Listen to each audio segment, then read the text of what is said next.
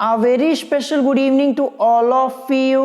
स्वागत है आपका हमारे चैनल स्टडी विद अभिमान में।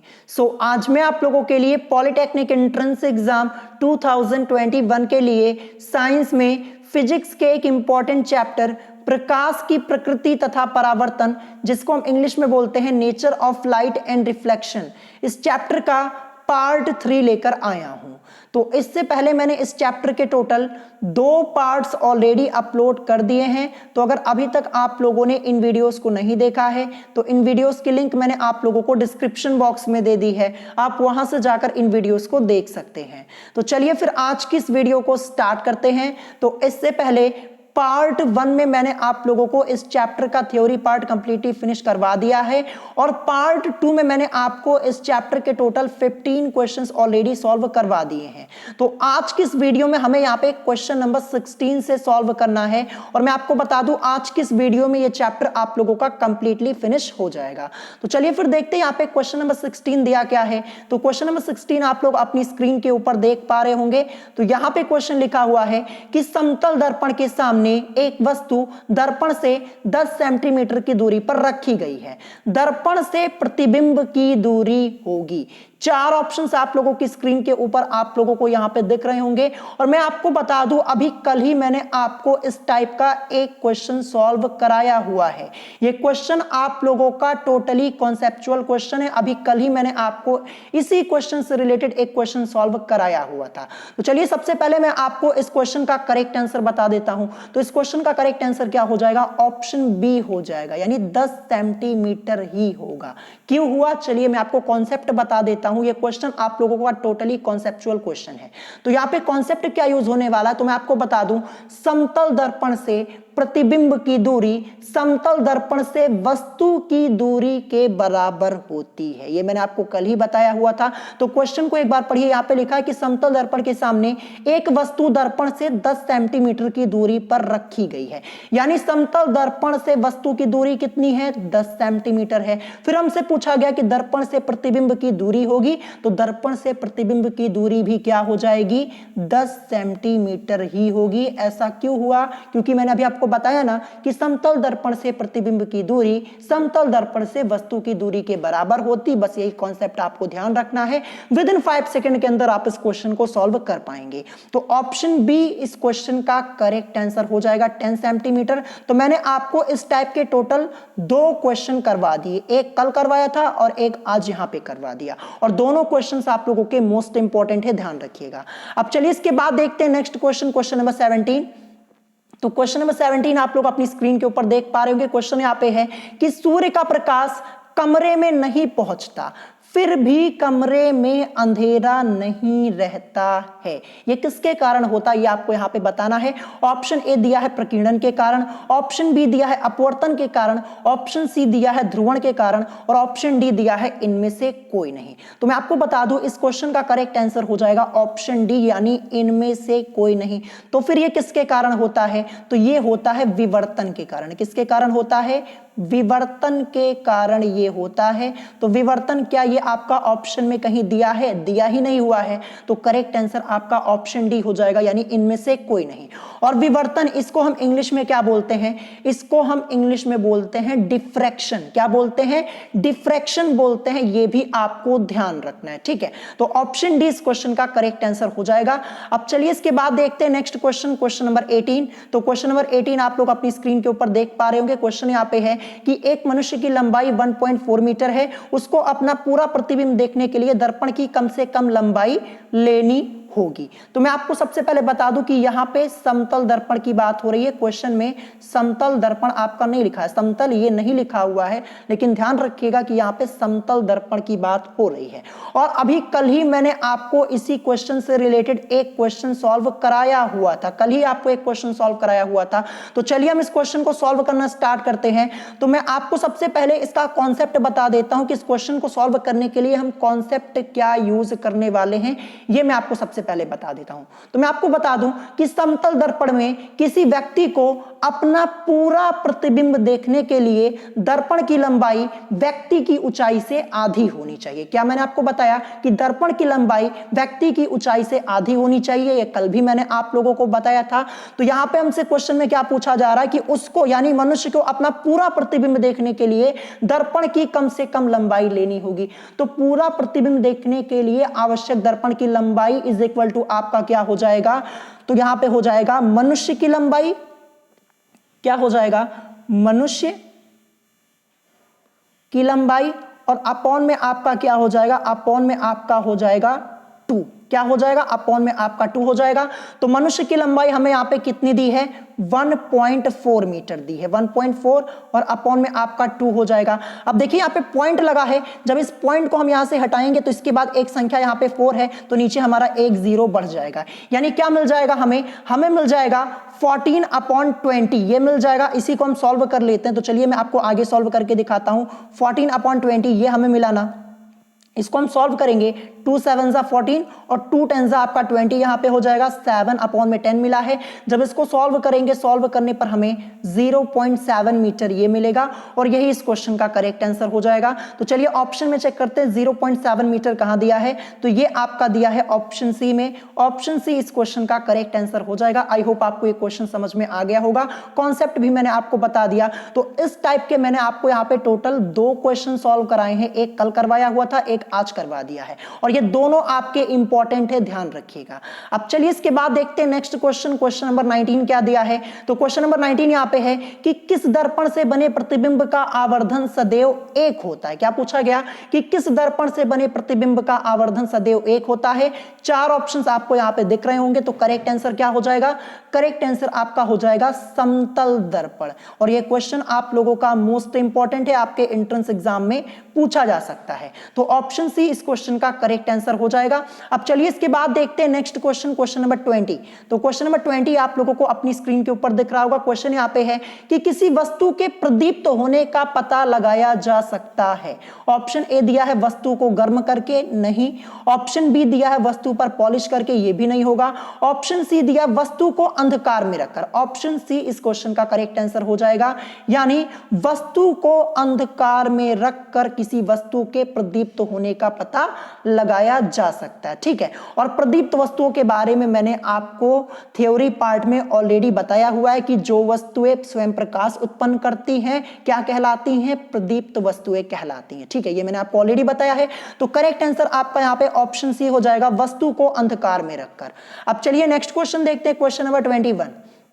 तो क्वेश्चन नंबर 21 आप लोगों को अपनी स्क्रीन के ऊपर दिख रहा होगा। क्वेश्चन यहां पे है कि एक व्यक्ति समतल दर्पण के सामने 3 मीटर की दूरी पर खड़ा है, व्यक्ति से प्रतिबिंब के मध्य दूरी का मान होगा। क्वेश्चन आपका ये मोस्ट इंपॉर्टेंट है। चलिए इस क्वेश्चन को हम सॉल्व करना स्टार्ट करते हैं। ये मैं आपको फिगर के माध्यम से समझा देता हूं, आपको आसानी से समझ में आ जाएगा। तो देखिए क्वेश्चन की पहली लाइन क्या लिखी कि एक व्यक्ति समतल दर्पण के सामने। तो सबसे पहले मैं क्या करूंगा, यहां पे मैं एक समतल दर्पण बना देता हूं। ठीक है, ये समतल दर्पण ये मैंने यहां पे बना दिया, और यहां पे व्यक्ति की बात हो रही है तो चलिए मैं यहां पे व्यक्ति को भी बना देता हूं। तो यहां पे मैंने ये व्यक्ति, इसको भी यहां पे बना दिया। अब क्वेश्चन में क्या लिखा कि एक व्यक्ति समतल दर्पण के सामने 3 मीटर की दूरी पर खड़ा है। कितने मीटर की दूरी पर, 3 मीटर की दूरी पर, यानी यहां पे डिस्टेंस कितनी है, 3 मीटर की है। तो ये मैंने यहां पे 3 मीटर ये लिख दिया। ठीक है, ये यहां पे मैंने लिख दिया। फिर आपसे पूछा गया कि व्यक्ति से प्रतिबिंब के मध्य दूरी का मान होगा। तो देखिए जो व्यक्ति है ना, इसका प्रतिबिंब यहां पे बनेगा। ठीक है, यहां पे इसका प्रतिबिंब बनेगा इस व्यक्ति का, तो यही डिस्टेंस हमें यहां पे निकालनी है। तो इस क्वेश्चन को सॉल्व करने के लिए कॉन्सेप्ट क्या यूज करने वाले हैं ये मैं आपको सबसे पहले बता देता हूं। तो सबसे पहले मैं आपको यहां पे कॉन्सेप्ट बता देता हूं। देखिए समतल दर्पण से प्रतिबिंब की दूरी समतल दर्पण से वस्तु की दूरी के बराबर होती है। अभी ये मैंने आपको ऊपर ही बताया हुआ था। तो देखिए यहां पे समतल दर्पण से ये व्यक्ति जो है इसकी दूरी कितनी है, डिस्टेंस कितनी है, 3 मीटर है ना, 3 मीटर है, तो समतल दर्पण से इसके प्रतिबिंब की दूरी कितनी हो जाएगी? प्रतिबिंब की दूरी भी 3 मीटर हो जाएगी। कितनी हो जाएगी? 3 मीटर हो जाएगी। फिर हमसे क्वेश्चन में यहाँ पे पूछा क्या जा रहा है कि व्यक्ति से प्रतिबिंब के मध्य दूरी का मान होगा। तो व्यक्ति से प्रतिबिंब के मध्य की दूरी बराबर आपकी क्या हो जाएगी? समतल दर्पण से व्यक्ति की दूरी, जो कि कितनी है? 3 मीटर है। 3 मीटर है ना, यानी समतल दर्पण से व्यक्ति की दूरी और प्लस समतल दर्पण से प्रतिबिंब की दूरी। तो समतल दर्पण से जो ये प्रतिबिंब यहां पे इसका बनेगा, इसकी डिस्टेंस भी 3 मीटर होगी, यानी 3 + 3 = आपका क्या हो जाएगा? 6, यानी यहां पे कितना आ जाएगा? 6 मीटर। यही इस क्वेश्चन का करेक्ट आंसर हो जाएगा। सिंपल सा क्वेश्चन था। कॉन्सेप्ट आपको क्या ध्यान रखना है कि समतल दर्पण से प्रतिबिंब की दूरी समतल दर्पण से वस्तु की दूरी के बराबर होती है। तो देखिए ये जो व्यक्ति था, ये समतल दर्पण से कितनी दूरी पर खड़ा है? 3 मीटर की दूरी पर ना, ये इसकी डिस्टेंस है, ये यहां पे हो जाएगा। तो समतल दर्पण से इसके प्रतिबिंब की दूरी कितनी हो जाएगी? 3 मीटर ही होगी। फिर हमें यहां पे व्यक्ति से प्रतिबिंब के मध्य की दूरी निकालनी थी, व्यक्ति से प्रतिबिंब के मध्य की दूरी। तो व्यक्ति से प्रतिबिंब के मध्य दूरी बराबर आपका क्या हो जाएगा? समतल दर्पण से व्यक्ति की दूरी, जो कि कितनी है? 3 मीटर है, प्लस समतल दर्पण से प्रतिबिंब की दूरी, जो कि 3 मीटर है। तो 3 + 3 मिलकर 6 मीटर। यह इस क्वेश्चन का करेक्ट आंसर हो जाएगा। सिंपल सा क्वेश्चन आप लोगों को समझ में आ गया होगा। करेक्ट आंसर आपका ऑप्शन सी हो जाएगा, 6 मीटर। ठीक है, क्वेश्चन मोस्ट इंपॉर्टेंट है, इसीलिए मैंने आपको इतना डिटेल में समझाया ताकि आपको कोई कंफ्यूजन ना हो। अब चलिए इसके बाद देखते हैं नेक्स्ट क्वेश्चन, क्वेश्चन नंबर 22। तो क्वेश्चन नंबर 22 आप लोगों को अपनी स्क्रीन के ऊपर दिख रहा होगा। यहां पे लिखा है कि 72 डिग्री यानी 72 डिग्री के कोण पर झुके हुए 2 समतल दर्पणों में बने हुए प्रतिबिंबों की संख्या होगी। यानी हमें यहां पे प्रतिबिंबों की संख्या ज्ञात करनी है, n की वैल्यू हमें यहां पे फाइंड आउट करनी है। तो इसके लिए फॉर्मूला मैंने आपको ऑलरेडी थ्योरी पार्ट में बताया हुआ, और कल मैंने आपको इस क्वेश्चन से रिलेटेड एक क्वेश्चन ऑलरेडी सॉल्व कराया है। तो हम यहां पे फॉर्मूला क्या यूज करने वाले हैं? फॉर्मूला हम यहां पे यूज करने वाले हैं n = 360 डिग्री अपॉन में थीटा -1। इसी फॉर्मूले का हम यहां पे यूज करने वाले हैं। तो देखिए थीटा की वैल्यू हमें कितनी दी है? यहां पे थीटा = 72 डिग्री यहां पे दिया हुआ है। तो फॉर्मूले में जहां पे थीटा है उसकी जगह हम क्या रख देंगे? 72 डिग्री रख देंगे। तो चलिए रख देते हैं यहां पे। तो n = आपका क्या हो जाएगा? 360 डिग्री, ये मैंने लिखा, और थीटा की जगह हम क्या रख देंगे? 72 डिग्री को, n-1, ये आपका ऐसे ही रहेगा। अब इसको सॉल्व करेंगे तो देखिए 72 × 1 = 72 होता है, और 72 × 5 = आपका होता है 360। यानी हमें क्या मिल गया? n = 5 - 1, क्योंकि इसको सॉल्व करने पर ये 72 × 1 = 72 और 72 × 5 = आपका 360 ये होता है। तो यहाँ पे 5 बचा और -1 ये तो था ही। तो यहाँ पे n = 5 - 1, तो n = हमें क्या मिल जाएगा? 4 मिल जाएगा, 4। यही इस क्वेश्चन का करेक्ट आंसर हो जाएगा। यानी प्रतिबिंबों की संख्या कितनी हो जाएगी? 4 हो जाएगी। तो चलिए ऑप्शन में चेक करते हैं 4 कहां पे दिया है। तो ये आपका दिया है ऑप्शन डी में। ऑप्शन डी इस क्वेश्चन का करेक्ट आंसर हो जाएगा। अब चलिए इसके बाद देखते हैं नेक्स्ट क्वेश्चन, क्वेश्चन नंबर 23। तो क्वेश्चन नंबर 23 आप लोगों को अपनी स्क्रीन के ऊपर दिख रहा होगा। ये भी आपका सिंपल सा क्वेश्चन एक पूछा गया है कि एक मनुष्य समतल दर्पण से 3 मीटर पर सेकेंड की गति से दौड़ रहा है। वह अपने प्रतिबिंब से जिस वेग से दूर भाग रहा है वह है। और यह क्वेश्चन आप लोगों का यूपी पॉलिटेक्निक एंट्रेंस एग्जाम 2014 में ऑलरेडी पूछा जा चुका है। तो इस क्वेश्चन का कॉन्सेप्ट मैंने आपको थ्योरी पार्ट में ऑलरेडी बताया, जो यहां पे कॉन्सेप्ट यूज होने वाला है। मैंने आपको एक कॉन्सेप्ट बताया हुआ था समतल दर्पण से रिलेटेड। यदि वस्तु समतल दर्पण की ओर v चाल से गति करती है तो प्रतिबिंब की ओर वस्तु की सापेक्षिक चाल 2v होती है। ठीक है, तो यहां पे क्या हो जाएगा? 2v हो जाएगा। ठीक है, तो देखिए 2 ये तो ऐसे ही रहेगा, और v की वैल्यू क्वेश्चन में कितनी दी गई है? v की वैल्यू यहां पे 3 मीटर पर सेकंड दी हुई है। तो v की जगह क्या रख देंगे? 3 मीटर पर सेकंड, तो 2v हो जाएगा यहां पे। तो 2, और यहां पे v की वैल्यू क्या हो जाएगी? ये आपका इंटू में है, तो v की वैल्यू यहां पे 3, यानी 2 × 3 = 6 आपका हो जाएगा, 6 मीटर पर सेकेंड। ये इस क्वेश्चन का करेक्ट आंसर हो जाएगा। सिंपल सा क्वेश्चन था, इसमें कुछ करना ही नहीं है, बस कॉन्सेप्ट आपको पता है। तो यहाँ पे विदिन 5 सेकंड के अंदर आप क्वेश्चन को सॉल्व कर पाएंगे। 2v था तो देखिए 2 लिखा, और v की वैल्यू 3 मीटर पर सेकेंड ऑलरेडी आपकी यहाँ पे दी गई है, तो 2 × 3 कर देंगे, आपको क्या मिल जाएगा? 6 मीटर पर सेकेंड, यही तो मिलेगा। तो करेक्ट आंसर आपका ऑप्शन ए हो जाएगा, 6 मीटर पर सेकेंड। ऑलरेडी एक बार आपके एंट्रेंस एग्जाम में ये क्वेश्चन पूछा जा चुका है। ठीक है, तो क्वेश्चन आपका इंपॉर्टेंट है। अब चलिए इसके बाद देखते हैं नेक्स्ट क्वेश्चन हमारा क्या दिया है, क्वेश्चन नंबर 24। तो क्वेश्चन नंबर 24 आप लोगों को अपनी स्क्रीन के ऊपर दिख रहा होगा। क्वेश्चन यहाँ पे है, यदि किसी समतल पृष्ठ पर आपतित किरण अभिलंब के साथ 45 डिग्री का कोण बनाती है तो परावर्तित किरण द्वारा अभिलंब के साथ बना कोण होगा। अभी कल ही मैंने आपको सेम ऐसा ही क्वेश्चन सॉल्व कराया था, बस यहाँ पे ये जो एंगल की वैल्यू 45 डिग्री है कुछ और दी हुई थी कल। तो ये इस टाइप का आज मैं आपको दूसरा क्वेश्चन सॉल्व करा रहा हूं, बड़े आसानी से आप इस क्वेश्चन को सॉल्व कर पाएंगे। ठीक है, तो चलिए मैं ये क्वेश्चन आपको डिटेल में सॉल्व करके बता देता हूं। देखिए यहां पे सबसे पहले क्या लिखा है, यदि किसी समतल पृष्ठ पर आपतित किरण अभिलंब के साथ, तो मैं आपको सबसे पहले यह बता देता हूं कि आपतित किरण एवं अभिलंब के बीच के कोण को आपतन कोण कहते हैं। यानी हमें यहां पे आपतन कोण की वैल्यू दी गई है। आपतन कोण की वैल्यू हमें कितनी दी गई है, तो आपतन कोण की वैल्यू हमें यहां पे 45 डिग्री ये हमें क्वेश्चन में दी गई है ऑलरेडी, तो ये मैंने यहां पे लिख दिया। फिर इसके बाद आपसे पूछा गया तो परावर्तित किरण द्वारा अभिलंब के साथ बना कोण होगा, ये आपसे पूछा गया। तो मैं आपको बता दूं, परावर्तित किरण एवं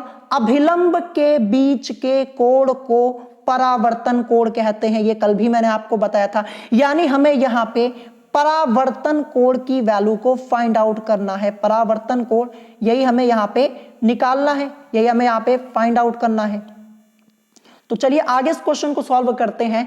तो देखिए परावर्तन के नियम के अनुसार क्या होता है, परावर्तन के नियम के अनुसार परावर्तन कोण बराबर होता है आपतन कोण, ये होता है। तो हमसे यहां पे परावर्तन कोण की वैल्यू पूछी गई है, तो मैंने आपको क्या बताया, परावर्तन के नियम के अनुसार परावर्तन कोण बराबर आपतन कोण। तो देखिए जब आपतन कोण 45 है तो परावर्तन कोण भी आपका क्या हो जाएगा, 45 ही होगा, क्योंकि परावर्तन के नियम के अनुसार क्या होता है, परावर्तन कोण बराबर आपतन कोण के होता है। तो जब ये आपतन कोण 45 है तो परावर्तन कोण भी आपका 45 डिग्री ही होगा। तो ऑप्शन ए इस क्वेश्चन का करेक्ट आंसर हो जाएगा।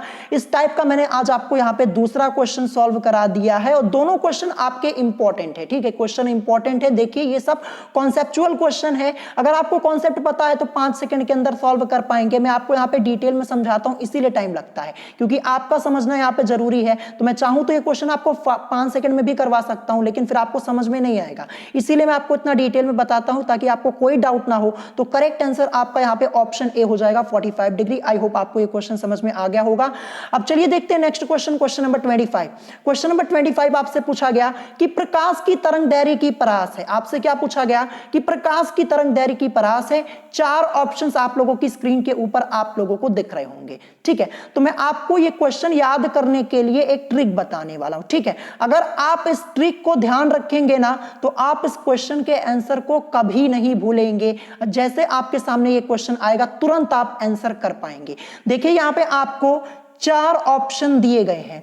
आप चारों ऑप्शन में ऐसा एक ऑप्शन देखिए जहां पे दोगुना लिखा हुआ हो। ठीक है, क्या लिखा हुआ, दोगुना। कैसे दोगुना, मैं आपको समझाता हूं। जैसे देखिए यहां पे सबसे पहले क्या लिखा है, यहां पे लिखा है 3900 एंगस्ट्रॉम से आपका क्या लिखा हुआ है, 7800 एंगस्ट्रॉम तक। ठीक है, तो देखिए यहां पे 3900 एंगस्ट्रॉम से 7800 एंगस्ट्रॉम लिखा हुआ है। तो देखिए 3900, ठीक है, 3900 इसका दोगुना क्या होगा, इसका दोगुना आपसे पूछा जाए तो क्या होगा, तो इसका दोगुना यही तो होगा, 7800, यही तो होगा। जैसे मान लीजिए आप 0 यहां से हटा दीजिए, अगर आपसे पूछा जाए 39 और 39 का दोगुना आपका क्या होता है, 78 ही तो होता है। तो ऐसे आपको याद करना है, ऐसे आपको ढूंढना है। तो देखिए यहाँ पे 3900 इसका दोगुना 7800 होता है, यानी 3900 एंगस्ट्रॉम से 7800 एंगस्ट्रॉम तक, यही इस क्वेश्चन का करेक्ट आंसर हो जाएगा। और इसके अलावा अगर आप अदर ऑप्शंस को चेक करेंगे, देखिए ये वाला यहाँ पे 100 एंगस्ट्रॉम लिखा है, 100 लिखा है ना, और फिर इसके बाद यहाँ पे क्या लिखा है 3900, क्या 100 का दोगुना 3900 यानी 3900 ये होता है, 100 का दोगुना तो 200 होता है, तो ये तो होगा नहीं। तो इसके बाद यहाँ पे क्या लिखा है 7800 एंगस्ट्रॉम से आपका 10,000 एंगस्ट्रॉम तक। तो देखिए 7800 का 2 गुना ये 10,000 होता है, नहीं होता है ना, तो ये भी नहीं होगा और ये सभी तो होगा नहीं। बस ऐसे आप इसको आसानी से याद कर सकते हैं। आपको 2 गुना ढूंढना है तो 3900 का 2 गुना आपका क्या होता है, 7800 होता है ना। तो आप इस ट्रिक से इस क्वेश्चन को बड़े आसानी से याद कर सकते हैं। देखिए अगर आपसे क्वेश्चन पूछा जाएगा ना तो ऑप्शन आपका यही रहेगा, ऑप्शन चेंज नहीं होगा, ये भी आप ध्यान रखिएगा। तो करेक्ट आंसर आपका ऑप्शन ए हो जाएगा। आई होप आपको ये क्वेश्चन समझ में आ गया होगा कैसे आपको ये याद करना है, ठीक है। अब चलिए इसके बाद देखते हैं next question, question number 26। Question number 26 है कि समतल दर्पण की फोकस दूरी होती है। मैंने आपको थ्योरी पार्ट में ऑलरेडी बताया हुआ था कि समतल दर्पण की फोकस दूरी क्या होती है। तो करेक्ट आंसर आपका हो जाएगा यहां पे ऑप्शन बी, यानी अनंत होती है। समतल दर्पण की फोकस दूरी क्या होती है, समतल दर्पण की फोकस दूरी अनंत यानी इनफाइनाइट होती है। इसको याद कर लीजिएगा, क्वेश्चन ये भी आपका इंपॉर्टेंट है। अब चलिए इसके बाद देखते हैं नेक्स्ट क्वेश्चन, क्वेश्चन नंबर 27। तो क्वेश्चन नंबर 27 है यदि 2 समतल दर्पणों को समांतर रखा जाए तो उनसे बनने वाले प्रतिबिंबों की संख्या होगी। देखिए यहां पे इस लाइन पे ध्यान दीजिएगा, क्या लिखा है कि यदि 2 समतल दर्पणों को समांतर रखा जाए। जब 2 समतल दर्पणों को समांतर रखा जाएगा यानी यहां पे थीटा की वैल्यू आपकी क्या हो जाएगी, theta is equal to 0 degree हो जाएगा। ये ध्यान रखिएगा, ठीक है। थीटा की वैल्यू क्या हो जाएगी, 0 डिग्री हो जाएगी, क्योंकि क्या क्या आ जा रहा है पे कि यदि 2 समतल दर्पणों को समांतर रखा जाए, समांतर रखा जाएगा तो theta is equal to 0 degree. सबसे पहले आपको यह समझना है, ये 0 डिग्री आपका क्वेश्चन में दिया नहीं गया है, ध्यान रखिएगा। तो थीटा इज इक्वल टू क्या हो जाएगा आपका 0 डिग्री हो जाएगा। फिर हमसे पूछा जा रहा है तो उनसे बनने वाली प्रतिबिंबों की संख्या यानी n की वैल्यू हमें यहां पे फाइंड आउट करनी है। तो फॉर्मूला हम क्या यूज करेंगे, n is equal to 360 degree upon में थीटा और -1, यही हम यहां पे यूज करने वाले हैं। और यहां पे थीटा की वैल्यू हमने क्या ली, थीटा की वैल्यू आपकी 0 डिग्री होगी। 0 डिग्री क्यों हुई, क्योंकि यहां पे लिखा है ना यदि 2 समतल दर्पणों को समांतर रखा जाए, जब समांतर रखा जाएगा तो थीटा की वैल्यू 0 डिग्री। तो यहां पे फॉर्मूले में थीटा की जगह हम क्या रख देंगे, 0 डिग्री, यही पुट कर देंगे बस। तो n is equal to 360 degree upon में थीटा की जगह हमें 0 डिग्री रखना है और -1 ये हम रखेंगे। अब देखिए यहां पे हम 0 से 360 में डिवाइड करेंगे, क्या आएगा, यहां पे इनफाइनाइट आ जाएगा, ठीक है। क्या आएगा, इनफाइनाइट आएगा। और ये -1 लिखा तो इससे कोई फर्क पड़ेगा नहीं। तो करेक्ट आंसर आपका क्या हो जाएगा, यहां पे इनफाइनाइट आया यानी अनंत, यही इस क्वेश्चन का करेक्ट आंसर हो जाएगा, ठीक है। सिंपल सा क्वेश्चन था। तो चलिए ऑप्शन में चेक करते हैं अनंत कहां दिया है। तो अनंत आपका यहां पे दिया है ऑप्शन डी में, यही इस क्वेश्चन का करेक्ट आंसर हो जाएगा। आई होप आपको ये क्वेश्चन समझ में आ गया होगा। बस आपको इसी लाइन पे ध्यान देना है कि समांतर रखा जाए तो थीटा की वैल्यू क्या होती है, थीटा की वैल्यू 0 डिग्री, ये आपको यहां पे समझना है बस। उसके बाद फॉर्मूले में वैल्यूज को पुट कर देना है। सॉल्व करने पर हमें इनफाइनाइट यानी अनंत मिला। ऑप्शन डी इस क्वेश्चन का करेक्ट आंसर हो जाएगा। चलिए नेक्स्ट क्वेश्चन देखते हैं, क्वेश्चन नंबर 28। क्वेश्चन नंबर 28 आपका दिया है कि एक विद्युत बल्ब को 60 डिग्री पर झुके हुए 2 समतल दर्पणों के बीच रखा गया है। इस बल्ब के कितने प्रतिबिंब दिखेंगे। यूपी पॉलिटेक्निक एंट्रेंस एग्जाम 2011 में पूछा गया है। तो यहां पे देखिए थीटा की वैल्यू हमें कितनी दी गई है, 60 डिग्री। यहां पे प्रतिबिंबों की संख्या हमें बतानी है। तो n is equal to 360 degree upon में क्या होता है आपका थीटा और -1, और थीटा की वैल्यू हमें यहाँ पे 60 डिग्री ऑलरेडी क्वेश्चन में यहाँ पे दी हुई है। तो थीटा की जगह यहाँ पे फॉर्मूले में क्या रख देंगे, 60 डिग्री रख देंगे बस। तो n is equal to 360 degree ये आपका रहेगा, अपॉन में थीटा की जगह 60 डिग्री इसको हम रख देंगे और -1, ये 0 से ये 0 कैंसिल, 6 1 जा 6, 6 6 जा 36, यानी हमें यहाँ पे 6 मिला सॉल्व करने पर, -1 तो है ही। तो n इज इक्वल टू आपका 6 - 1 इज इक्वल टू यहाँ पे 5, यानी n की वैल्यू 5 यानी प्रतिबिंबों की संख्या 5। तो चलिए ऑप्शन में चेक करते हैं कहां दिया है, ये दिया है ऑप्शन सी में। तो ऑप्शन सी इस क्वेश्चन का करेक्ट आंसर हो जाएगा। क्वेश्चन आपका इंपॉर्टेंट है। अभी कल ही मैंने आपको ऐसा ही क्वेश्चन सॉल्व कराया था, वहां पे भी 60 डिग्री ही दिया हुआ था और आंसर भी 5 आया हुआ था। यहाँ पे बस क्वेश्चन की लैंग्वेज को चेंज कर दिया गया बस। तो यहाँ पे ऑप्शन सी इस क्वेश्चन का करेक्ट आंसर हो जाएगा। चलिए नेक्स्ट क्वेश्चन देखते हैं, क्वेश्चन नंबर 29। तो क्वेश्चन नंबर 29 यहाँ पे है कि निम्न में से किस अक्षर का समतल दर्पण द्वारा पार्श्व परिवर्तन प्रतीत नहीं होगा। 4 ऑप्शंस आपके दिए गए हैं, आपको बताना है कि निम्न में से किस अक्षर का समतल दर्पण द्वारा पार्श्व परिवर्तन प्रतीत नहीं होगा। पार्श्व परिवर्तन के बारे में मैंने आपको थ्योरी पार्ट में डिटेल में बताया हुआ, ये पूरा टॉपिक मैंने आप लोगों को डिटेल में ऑलरेडी पहले भी पढ़ाया हुआ है। ठीक है, एक बार मैं फिर से आपको बता देता हूं कि पार्श्व परिवर्तन होता क्या है। तो मैं आपको बता दूं, जब हम अपना प्रतिबिंब समतल दर्पण में देखते हैं तो हमारे दाएं हाथ का प्रतिबिंब बायां हाथ तथा बाएं हाथ का प्रतिबिंब दायां हाथ दिखाई पड़ता है। इस प्रकार वस्तु के प्रतिबिंब में पार्श्व यानी जो साइड्स होती हैं वो क्या हो जाती है, साइड्स जो होती वो चेंज हो जाती हैं, पार्श्व जो होते हैं बदल जाते हैं। इस घटना को हम क्या कहते हैं, पार्श्व परिवर्तन कहते हैं। इंग्लिश में से क्या बोलते हैं, लैटरल इन्वर्जन बोलते हैं। ये भी आपको ध्यान रखना, क्या बोलते हैं पार्श्व परिवर्तन को इंग्लिश में, लैटरल इन्वर्जन बोलते हैं। ये भी आपको यहां पे ध्यान रखना है। तो यहां पे ऑप्शन के अकॉर्डिंग आपका करेक्ट आंसर क्या हो जाएगा, करेक्ट आंसर आपका हो जाएगा ऑप्शन डी यानी एम। ये इस क्वेश्चन का करेक्ट आंसर हो जाएगा। निम्न में से किस अक्षर का समतल दर्पण द्वारा पार्श्व परिवर्तन प्रतीत नहीं होगा, तो जो एम है इसका प्रतीत नहीं होगा। ऑप्शन डी इस क्वेश्चन का करेक्ट आंसर हो जाएगा। और इससे पहले कल भी मैंने आपको इस टाइप का एक क्वेश्चन कराया हुआ था, तो वो भी क्वेश्चन इंपॉर्टेंट है, ये भी इंपॉर्टेंट है। ठीक है, देखिए अंग्रेजी के कई अक्षर हैं, अंग्रेजी के कई अक्षर है जिनका पार्श्व परिवर्तन प्रतीत नहीं होता है। ठीक है, ये सब मैंने आपको थ्योरी पार्ट में ऑलरेडी बताया हुआ, इसको पढ़ लीजिएगा। कोई भी आपको यहाँ पे ऑप्शन में लिखा हुआ मिल सकता है। ठीक है, तो यहाँ पे एम मिला हुआ था, तो करेक्ट आंसर आपका ऑप्शन डी हो जाएगा। अब चलिए इसके बाद देखते हैं नेक्स्ट क्वेश्चन, क्वेश्चन नंबर 30। तो क्वेश्चन नंबर 30 आप लोगों को अपनी स्क्रीन के ऊपर दिख रहा होगा। क्वेश्चन यहाँ पे है, यदि समतल दर्पण को थीटा कोण पर घुमा दिया जाए तो परावर्तित किरण घूम जाएगी, 2 थीटा घूम जाएगी। ये कॉन्सेप्ट तो मैंने आपको 3 से 4 बार बताया हुआ, थ्योरी पार्ट में बताया, इससे रिलेटेड क्वेश्चन भी सॉल्व कराए।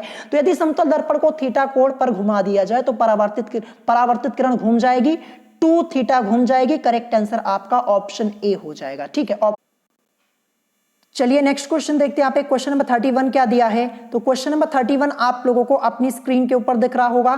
तो यहाँ पे क्वेश्चन लिखा है कि कोई मनुष्य समतल दर्पण की ओर 60 सेंटीमीटर की दूरी से 5 सेंटीमीटर पर सेकंड के वेग से दर्पण की ओर चल रहा है। 7 सेकंड बाद मनुष्य और उसके प्रतिबिंब के बीच की दूरी होगी। यही हमें यहाँ पे फाइंड आउट करना है। तो मैं आपको बता दूं, अभी कल ही मैंने आपको सेम इसी टाइप का एक क्वेश्चन सॉल्व करवाया हुआ था, यानी इस टाइप का आज हमारा यहाँ पे ये दूसरा क्वेश्चन है। और मैं आपको बता दूं, ये क्वेश्चन आप लोगों का मोस्ट इंपॉर्टेंट है, आपके एंट्रेंस एग्जाम में पूछा जा सकता है इस बार। तो इस क्वेश्चन को मैं आपको फिगर के माध्यम से डिटेल में समझाऊंगा। तो चलिए क्वेश्चन की पहली लाइन को एक बार हम फिर से पढ़ते हैं। यहाँ पे क्या लिखा है कि कोई मनुष्य समतल दर्पण की ओर, तो सबसे पहले क्या करेंगे, मैं यहाँ पे एक समतल दर्पण बनाऊंगा। तो ये मैंने यहाँ पे एक समतल दर्पण बना दिया। और मनुष्य की बात हो रही है तो यहाँ पे मैं एक मनुष्य को भी यहाँ पे बना देता हूं।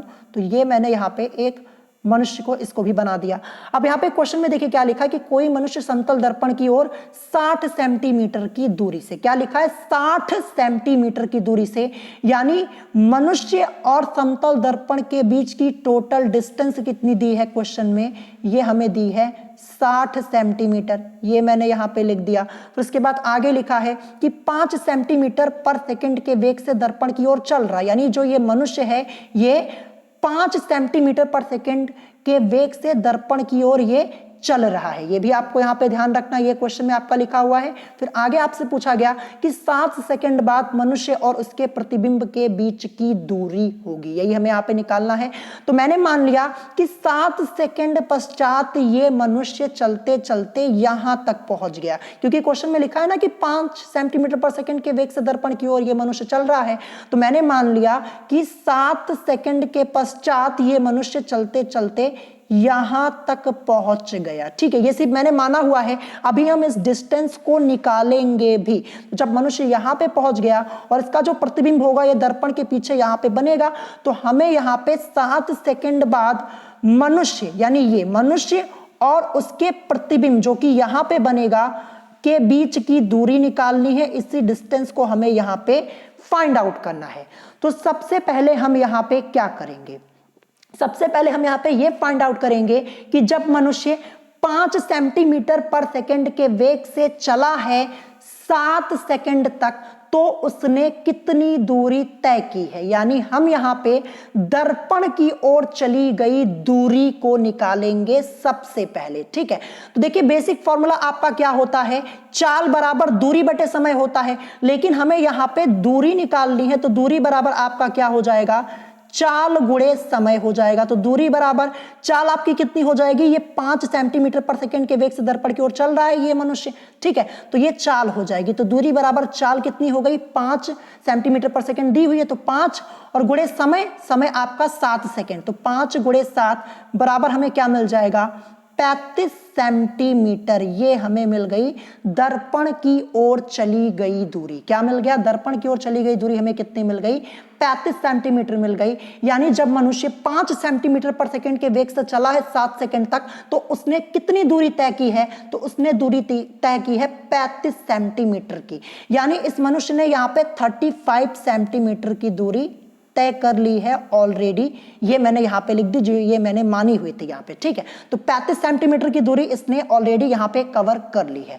अब हम आगे क्या करेंगे, आगे अब हम मनुष्य की दर्पण से दूरी निकालेंगे। देखिए 35 सेंटीमीटर ये दूरी इसने ऑलरेडी यहां पे कवर अप कर ली है। एंड यहां पे क्वेश्चन में आपका पहले से ही दिया हुआ है मनुष्य और समतल दर्पण के बीच की टोटल डिस्टेंस कितनी है, 60 सेंटीमीटर है, ये दिया हुआ है। तो अब हम क्या करेंगे, अब हम मनुष्य की दर्पण से दूरी निकालेंगे। तो मनुष्य की दर्पण से दूरी क्या हो जाएगी, चलिए मैं आपको निकाल के दिखाता हूं। मैं इसको पहले साफ कर देता हूं क्योंकि अभी क्वेश्चन को हमें आगे भी सॉल्व करना है। तो ये 35 सेंटीमीटर हमने यहाँ पे निकाल लिया है ऑलरेडी, 35 सेंटीमीटर हमने निकाला ये, ठीक है। अब हम क्या करेंगे, मनुष्य की दर्पण से दूरी निकालेंगे। तो मनुष्य की दर्पण से दूरी इज इक्वल टू आपका क्या हो जाएगा, देखिए टोटल डिस्टेंस कितनी है मनुष्य की समतल दर्पण से, 60 ना, 60 सेंटीमीटर ये मैंने लिखा, और लेस कर देंगे जो इतनी दूरी यहां पे इसने तय की है 35 सेंटीमीटर की, इसको लेस कर देंगे। तो 60 में से 35 को लेस करेंगे तो हमें क्या मिलेगा, 25 सेंटीमीटर मिलेगा। यानी मनुष्य की दर्पण से दूरी कितनी है, अब 25 सेंटीमीटर है। चलिए मैं ऊपर यहां पे लिख देता हूं 35 सेंटीमीटर को हटा के, अब मैं यहां पे क्या लिख देता हूं, मैं यहां पे लिख देता हूं 25 सेंटीमीटर, ठीक है। ये क्या है, ये मनुष्य की दर्पण से दूरी है जो कि हमने अभी यहां पे निकाली, ये हमें यहां पे पता चल गया, ठीक है, हमने यहां पे ये निकाल लिया। अब समतल दर्पण से मनुष्य के प्रतिबिंब की दूरी कितनी हो जाएगी, तो इसके प्रतिबिंब की दूरी भी क्या हो जाएगी, ये जो प्रतिबिंब यहां पे बनेगा ये भी 25 सेंटीमीटर ही होगी। कितनी, 25 सेंटीमीटर ही होगी। क्यों होगी, क्योंकि समतल दर्पण से प्रतिबिंब की दूरी समतल दर्पण से वस्तु की दूरी के बराबर होती है। तो समतल दर्पण से मनुष्य की दूरी कितनी है, 25 सेंटीमीटर है। तो समतल दर्पण से इसके प्रतिबिंब की दूरी कितनी हो जाएगी, 25 सेंटीमीटर ही तो होगी। कॉन्सेप्ट क्या बताया कि समतल दर्पण से प्रतिबिंब की दूरी समतल दर्पण से वस्तु की दूरी के बराबर होती है। हमसे क्वेश्चन में पूछा गया कि 7 सेकंड बाद मनुष्य और उसके प्रतिबिंब के बीच की दूरी होगी, तो मनुष्य और उसके प्रतिबिंब के बीच की दूरी बराबर आपका क्या हो जाएगा, समतल दर्पण से मनुष्य की दूरी जो कि 25 सेंटीमीटर है, प्लस समतल दर्पण से प्रतिबिंब की दूरी जो कि 25 सेंटीमीटर है, प्लस उसके बाद मनुष्य के प्रतिबिंब की दूरी जो कि समतल दर्पण से है कितनी है, 25 सेंटीमीटर। तो 25 प्लस 25 मिलके आपका कितना हो जाएगा, 50 सेंटीमीटर, और यही इस क्वेश्चन का करेक्ट आंसर हो जाएगा, ठीक है। आई होप आपको ये क्वेश्चन यहाँ पे समझ में आ गया होगा। तो देखिए मनुष्य तथा उसके प्रतिबिंब की बीच की दूरी बराबर क्या हो जाएगा, समतल दर्पण से मनुष्य की दूरी प्लस समतल दर्पण से मनुष्य के प्रतिबिंब की दूरी, जो मनुष्य का प्रतिबिंब है 25 सेंटीमीटर वो भी वहां पे बन रहा है। तो 25 प्लस 25 मिलके आपका 50 सेंटीमीटर हो जाएगा। चलिए ऑप्शन में चेक करते 50 सेंटीमीटर कहां दिया है, तो ये दिया है ऑप्शन डी में। ऑप्शन डी इस क्वेश्चन का करेक्ट आंसर हो जाएगा। आई होप आपको ये क्वेश्चन समझ में आ गया होगा, काफी डिटेल में मैंने आपको यहाँ पे ये क्वेश्चन समझाया हुआ है। अब चलिए इस चैप्टर का लास्ट क्वेश्चन देखते हैं, क्वेश्चन नंबर 32। तो क्वेश्चन नंबर 32 आप लोगों को अपनी स्क्रीन के ऊपर दिख रहा होगा। परिदृश्य प्रकाश के लिए तरंग दैर्घ्य की परास है। यूपी पॉलिटेक्निक एंट्रेंस एग्जाम 2016 में ऑलरेडी क्वेश्चन पूछा जा चुका है। 4 ऑप्शन आपके दिए गए हैं। तो इस क्वेश्चन को याद करने के लिए मैं आपको एक ट्रिक बताने जा रहा हूं। ये ट्रिक ध्यान रखेंगे ना तो क्वेश्चन आप कभी नहीं भूलेंगे, ठीक है। अब चारों ऑप्शन में आपको ये देखना है कि कहां पे दोगुना दिया गया, आपको दोगुना फाइंड आउट करना। अभी ऊपर भी मैंने आपको ऐसी एक ट्रिक बताई हुई थी। तो देखिए अगर आप ऑप्शन यहाँ पे सी में देखेंगे तो देखिए यहाँ पे क्या लिखा है, 4000 एंगस्ट्रॉम से 8000 एंगस्ट्रॉम। देखिए 4000 लिखा है, 4000 का दोगुना कितना होता है, 4000 का दोगुना आपका 8000 होता है ना, 4000 का दोगुना 8000 होता है, यही तो होता है। तो देखिए 4000 का दोगुना 8000, यही तो हमें दोगुना यहाँ पे दिख रहा है, तो यही इस क्वेश्चन का करेक्ट आंसर हो जाएगा। और अगर इसके अलावा अगर आप किसी और ऑप्शन में दोगुना देखेंगे तो 0.1 एंगस्ट्रॉम से 100 एंगस्ट्रॉम दिया है, क्या 0.1 का दोगुना 100 होता है? नहीं होता है, तो ये ऑप्शन नहीं होगा। फिर इसके बाद बी दिया है आपका 100 एंगस्ट्रॉम से 4000 एंगस्ट्रॉम, क्या 100 का दुगना 4000 होता है? नहीं होता, ये भी नहीं होगा। और आज 8000 एंगस्ट्रॉम से ऊपर, ये तो होगा नहीं। मैंने आपको क्या कहा, बस आपको यहाँ पे दोगुना ढूंढना है ऑप्शन में। जैसे देखिए यहाँ पे 4000 है, 4000 का दोगुना 8000 होता है ना, तो यही आपका करेक्ट आंसर हो जाएगा। अगर आप इस ट्रिक को ध्यान रखेंगे, बड़े आसानी से क्वेश्चन को सॉल्व कर पाएंगे, इसका आंसर आसानी से कर पाएंगे। ऑप्शन सी इस क्वेश्चन का करेक्ट आंसर हो जाएगा। ऑलरेडी आपके एंट्रेंस एग्जाम में एक बार ये क्वेश्चन पूछा जा चुका है, तो मोस्ट इंपॉर्टेंट है। तो इसी के साथ ये चैप्टर आप लोगों का यहाँ पे ये आपका जो चैप्टर हो गया, ये यहाँ पे कंप्लीटली फिनिश हो गया। इस क्वेश्चन के फिनिश होते ही आपका यहाँ पे ये चैप्टर भी आपका कंप्लीटली फिनिश हो गया है। टोटल मैंने आपको इस चैप्टर में 32 क्वेश्चन सॉल्व कराए हैं, एक भी क्वेश्चन मैंने छोड़ा नहीं है। अगर आपको कोई क्वेश्चन नहीं समझ में आ रहा हो तो आप मुझसे कमेंट करके पूछ सकते हैं। टोटल 32 क्वेश्चंस मैंने आपको सॉल्व करा दिए। थ्योरी पार्ट भी मैंने आपको डिटेल में सॉल्व कराया हुआ था, पढ़ाया हुआ था डिटेल में। तो आई होप आप लोगों को आज की वीडियो पसंद आई होगी। अगर आज की वीडियो आप लोगों को पसंद आई हो तो वीडियो को लाइक करना मत भूलिएगा, और साथ ही साथ हमारे चैनल स्टडी विद अभिमान को सब्सक्राइब करना मत भूलिएगा। तो आज की वीडियो में जो आपका चैप्टर था प्रकाश की प्रकृति तथा परावर्तन, ये आपका कंप्लीटली फिनिश हो गया है। तो आज की वीडियो में इतना ही, मिलेंगे नेक्स्ट वीडियो में। Thanks for watching.